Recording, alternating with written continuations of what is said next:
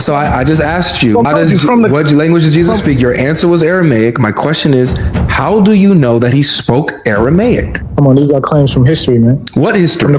These are from the sources that you say are primary. They're sources, but they're not primary. So you're there we go. So you're taking from the sources that you're saying that you don't agree are primary, but are relying on these non-primary sources that, according to me, are primary to tell me what language Jesus definitely spoke. They're even primary to you. They're not primary to me. Hi, welcome back to Religious Insights. Today we have an exciting debate here with Godlogic, as a Muslim failed to prove Jesus is a Muslim by using fake Gnostic gospel. Let's watch this video for more amazing details. Make sure you guys hit the like button. How you doing, Revert Media? Good, I'm doing well. Thanks for asking. How are you doing? Pretty good, man. Thanks for coming through, man. Thanks for coming through. Appreciate the invitation. Yep. So this obviously was inspired by the last live stream. They wouldn't really let me up and engage in the topic, but you're here. So you said that you'll be able to answer the contention. So here it is. Jesus being a Muslim. That's what the stream was on last time, and so I'm willing to get into that. How would you prove to me that Jesus was a Muslim? We're discussing the topic of Christology, correct? Well, Jesus being a Muslim specifically. Right. This would be under the understanding of how we define Jesus Christ, correct? Not necessarily. It would mostly be, what you define a Muslim to be, and then what historical basis you would have to show that Jesus fits the bill, right? That he fits the shoe as a Muslim. We could frame it that way, but I think, depending on where you're coming from, if you're listening to, someone, define them and then define Christ as fitting that definition, some people would still understand that as Christology because they're taking, who Christ is. It's who Christ is as its identity, his identity, which would be a form of Christology. But nevertheless, I would say that, Jesus is a Muslim because of the covenant between God and creation, by which is an Islamic covenant under which the Prophet Muhammad sallallahu alaihi wasallam perfected and completed the religion. Christ would fall in line with the prophets and messengers, peace and blessings be upon them, under that covenant. All right. So what is that covenant that Muhammad, you said was, highlighted through Muhammad, and that all the prophets basically were aligned in that covenant? What is that? This is the covenant of Islam, worshiping the one true God and having no partners or associations with the one true God. Got it. So Jesus had to be upon him for sure. Okay. So you're saying that Jesus held the same beliefs that basically you see in the Quran as it describes Allah, as it lays down his character, his attributes. These are the same things that Jesus also held to and believed in. Yes, I would say that. Correct. Okay. All right, good. So just to be clear, though, so that I make sure that we understand what you mean when you're talking about submitting to the one true God, being Allah, obviously in the Quran, you said he doesn't beget nor is it begotten. He's absolutely singular in his essence, right? He's not a trinity or has no partners or anything like that, correct? No, God has no trinity. God is one. God it's not multiple anything. God is complete, one whole, absolute, full unity, simplicity. Okay. And he's not a father in any sense? God has no offsprings. Like, these aren't literal terms. No, God is not having, procreation. Yeah, no, God is not doing that. That would make him a father. Is he a father? Is he a father in a metaphorical sense? I mean, it would honestly have to be how you describe metaphor, right? So if, once again, you want to say, how would you describe father? Like, what metaphor? Well, in any way, and like a father can be one by adoption. You adopted a kid and took him in as your own, or took someone in as your own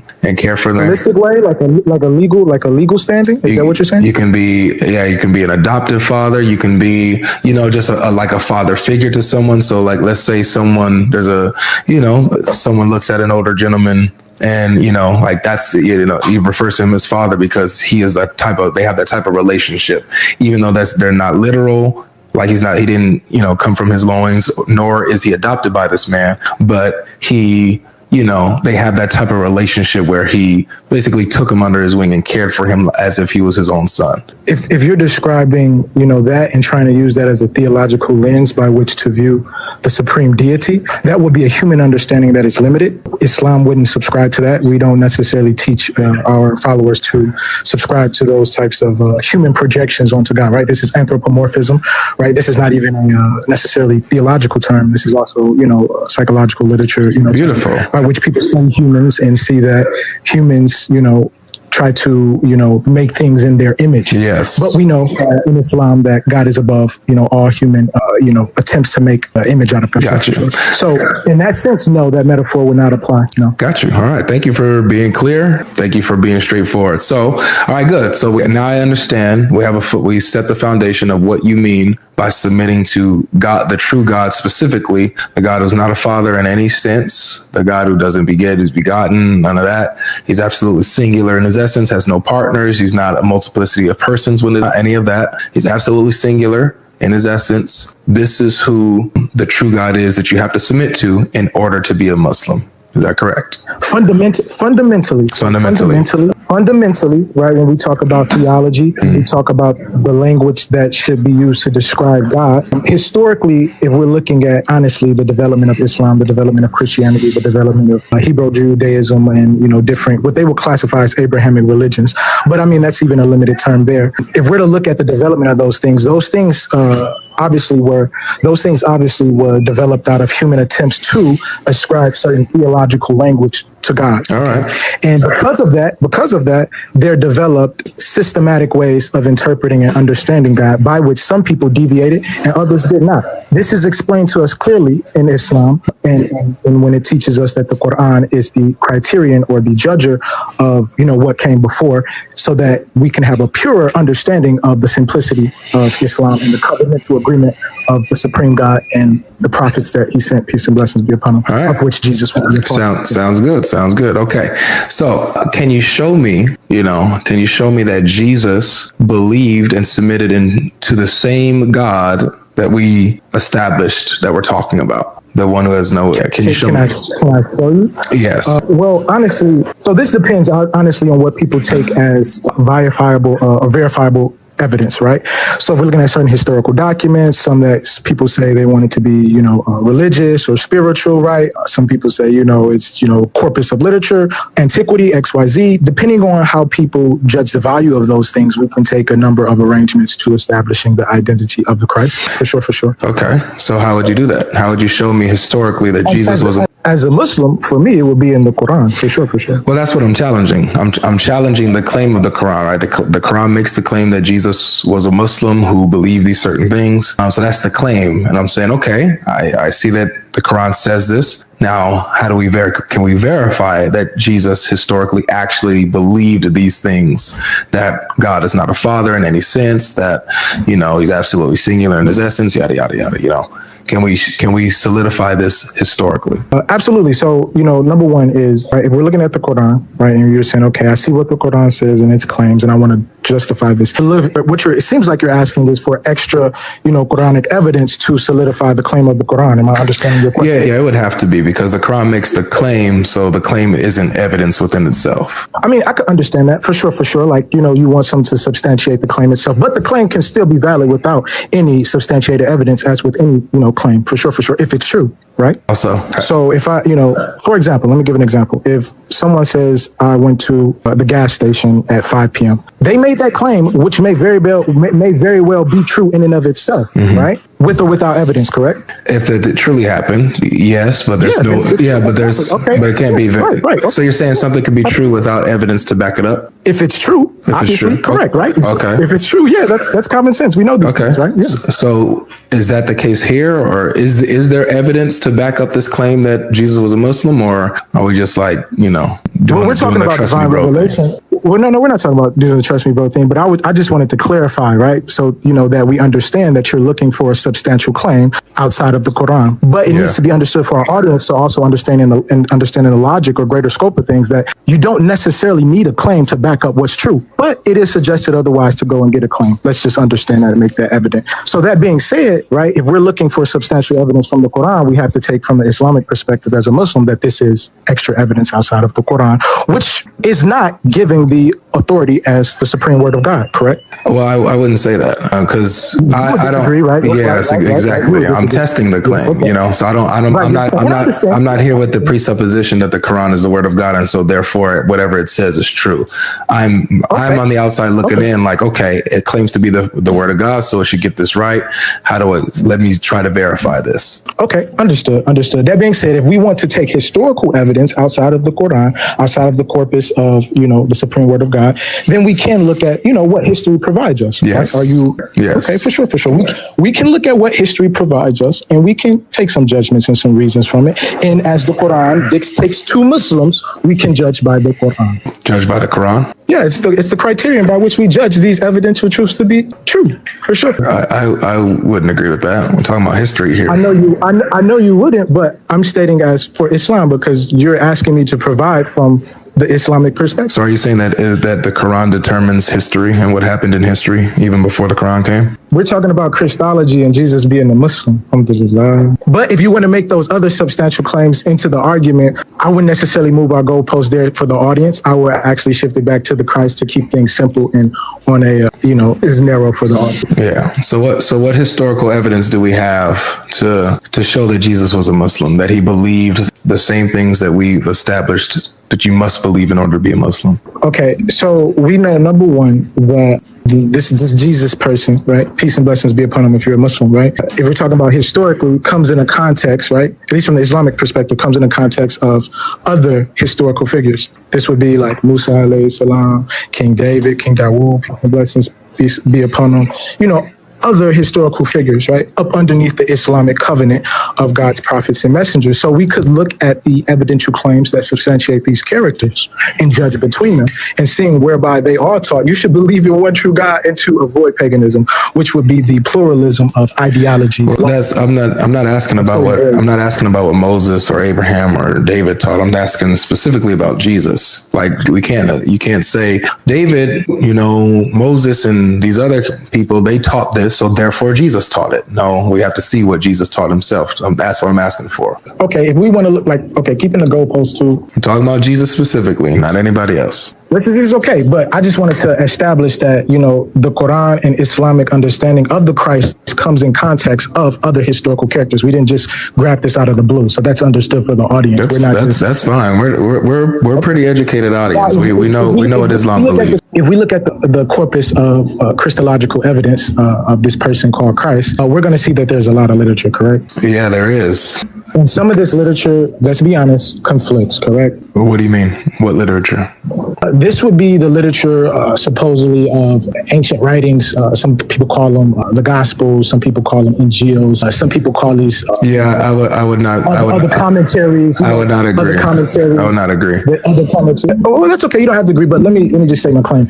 There are these other corpuses of literature found. Some people call them Gospels. Some people call them letters. Some people call them ancient documents, by which certain people do take historical looks or claims at and judge by which there is this character called the Christ or Jesus of Nazareth. All right, so let's come on, man. Let's get straight to it. Can we get to the point where we're looking at evidence now from these historical documents where it proves that Jesus believed the same things that I see the Quran teaches about God? I mean, yeah, which document do you want to pull up outside of the Quran that you want me to look at that says that Jesus the most reliable historical sources we can get to, the primary sources. What would you say would be the primary sources? The gospel accounts. You say these would be the primary sources? Yeah. So you want to look at the gospels? Yes, those are the historical accounts that we have on Jesus's life. Okay, cool. That's perfectly fine. We can look at the gospels because you want to look at the gospels, right? Let's just make this clear and understood for the audience because, right? I mentioned the Quran. We could look at the Quran, but he wants substantial evidence. What would be from history, which would be in the gospel. So we can take a look at the gospel. Is there a specific book you want to look at? Or would you like for me to? No, I said it's wherever you feel like in these historical documents will prove and verify that he was a Muslim. I don't know if you're talking. Your connection's bad. You got a red bar next to your name. Can you hear me now? Can you hear me now? Yeah, it's better. That's better. Okay. Okay. Let's pull up this claim. Have you heard of Luke 6:40? What does it say? I don't have it in front of me. Yeah, I can get it up here. Let me see. Luke 6:40.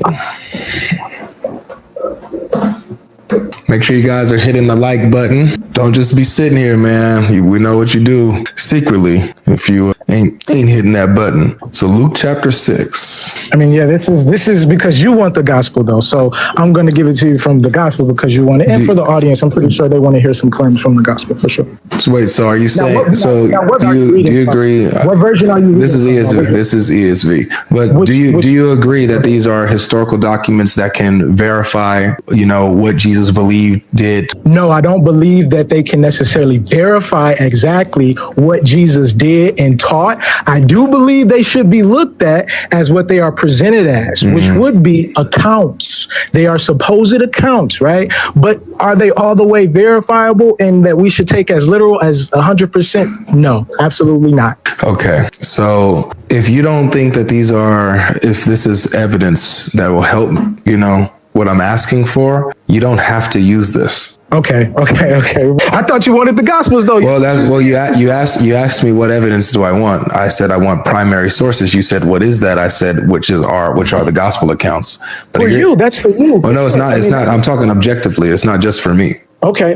I mean, okay, so you would say the primary gospel accounts. What gospels would you say? Because we got other gospels I could look at. We could look at too. There's only 4 gospel accounts. Why do you say it's only 4? Is that true or is that what you say? That's true. There's only 4 gospel accounts. There's only 4 gospel accounts. According to who? Is there not more According to the church tradition and church history for 2,000 years. So you saying they didn't dispute any of the gospel accounts? There were other Gnostic gospels that were brought up that were easily refuted and identified as fabrications. Okay, so there were other gospel accounts. That were late fabrications, proven forgeries, so they're not gospels. So there are other gospel accounts that were considered by, quote unquote, the literature of, quote unquote, Christianity. They were not considered. They were thrown out. They were exposed. They were never thought to be true. There was never anything like that, bro. So you're telling me that there weren't circulations of gospels that were written by different ethnicities and different groups. Different ethnicities? There were.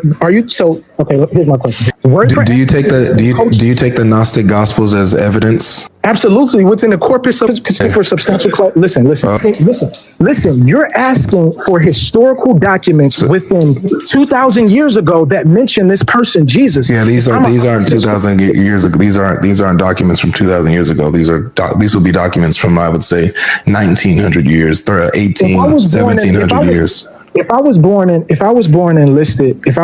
living at this time that we currently are now, we're never going to get to it. If I was observing history, I would take the Gnostic Gospels as historical literature to consider whether or not Jesus was a Muslim. I got to be honest about what's out there. Okay. Come on, let's be true. Okay, and so if you're going to look at the Gnostic Gospels, no historian will look at those and take those as historical evidence for anything that they get about Jesus. They're not primary sources. They're proven forgeries. They're late. No one, not even liberal, non-Christian scholars take them as historical information on Jesus. This is not true because when the Gnostic Gospels first came out, every scholar had to reevaluate the Gospels. They had to literally look and see what these. So they never first came out. They've been around. What are you talking about? Okay. So listen. When the Nag Hammadi scriptures were found, right? Brother, did not the whole Christian scholars go and consider whether these books were? I feel like we're wasting time, man. Do you have a historical document, a primary source on which I can look at Jesus and say, okay, this is what he taught. This is what he believed. Okay, I can see that he was a Muslim, or no, he wasn't a Muslim based on the primary sources. Do we have that or not? Number one, I'm not going to agree with your primary sources. So if you want to call those primary sources, dude, I'm just asking this simple question. Do we, for example, what language did Jesus speak? You can say Aramaic. How do you know that? How do you know that? You can say Latin. How do you know? These are claims. How do you know? These are claims. Yeah, how do you know? These are claims. But so I just asked you, what language did Jesus speak? Your answer was Aramaic. My question is, how do you know that he spoke Aramaic? Come on, these are claims from history, man. What history? These are from the sources that you say are primary. They're sources, but they're not primary. So you're there we go. So you're taking from the sources that you're saying that you don't agree are primary, but are relying on these non-primary sources that, according to me, are primary to tell me what language Jesus definitely spoke. They're even primary to you. They're not primary to me. They're primary to you. You're the one who wants Where to was use- Jesus I'm born? telling you that they're just historical sources. Where was Jesus born? These are the claims. They say he was born in Nazareth. This is a No, I'm not asking about a claim. I'm asking for a fact. Where was he born? I'm questioning the facts. This is what we're doing. So just say you don't. So just say you don't know. Then. Just say you don't know. You're taking these claims as historical facts. Just say you don't know. I'm not telling you I don't know. So do you know? Okay, let me ask you this then, since I can't get an answer on that. Do you know where Jesus was born? Do you know where Jesus was born? Listen, from the historical claims, these are what suggested where he was born. Do you know where Jesus was born? From the historical claims of what they tell me, do you know where Jesus was born or not? Do you know? All right, brother. Come on, let's be honest. Do you know? Hey, man. I'm a respectfully. It looks like we're not going to get anywhere, brother.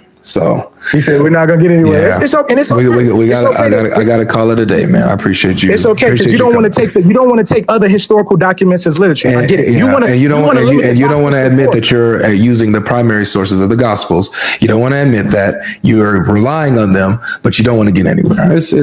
You're wasting my time, man. Wasting my time respectfully. Just a lot of babbling, a lot of talking, a lot of with nothing, no substance. All right, welcome back, guys. That was an amazing one. Let us know what you were able to learn in the comment section. Share this video, subscribe, and also don't forget to like it as well. A Muslim can accept anything as long as he feels it aligns with the Quran. Even the doctrine of Satan is not far-fetched from them to accept, as long as they have the conviction within themselves that they can accept, or it aligns with their Quran. They don't have issue accepting it. How they can conveniently go against the teaching of the Quran by saying God can be a father metaphorically, which they know very well that it is against the teaching of Islam, is somehow baffling. The Muslims' argument that something can be true without any evidence is limited as far as if nobody else makes a contradictory claim with the evidence that counters his claim. He will need substantive evidence to validate his claim, or it can honestly be held as false. So since he doesn't have any evidence whatsoever to back up his claim for what he has said, then it is nothing but false. Evidence is what validates whatever you have to say, and if you don't have evidence, you're nothing but a noisemaker. At some point, I wonder if he ever gets to the point in which he says anything more than a bunch of literal nothing. So guys, I believe that was very educating. Share this video, subscribe so that you can come back to watch more videos, and each time we drop new videos like this, you'll be notified. Thank you for watching. We'd love to see you in the next episode.